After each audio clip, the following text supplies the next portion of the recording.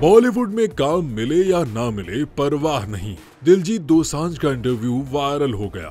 भारतीय पंजाबी गुलकार और अदाकार दिलजीत दोसांझ ने अपने एक इंटरव्यू में कहा कि उनका बॉलीवुड में काम करने या भारतीय फिल्म इंडस्ट्री में करियर बनाने का कोई इरादा या ख्वाहिश नहीं है। सोशल मीडिया पर दिलजीत दोसांझ के एक इंटरव्यू का क्लिप वायरल हो रहा है जिसमें उन्हें ये कहते देखा जा सकता है कि उनकी बॉलीवुड में काम करने और सुपरस्टार बनने की कोई ख्वाहिश नहीं है।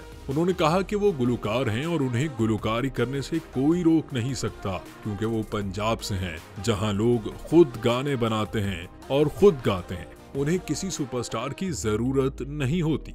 उन्होंने मजीद कहा कि वो जब तक चाहेंगे गायकी करेंगे और उन्हें बॉलीवुड में काम न मिलने की कोई परवाह नहीं है।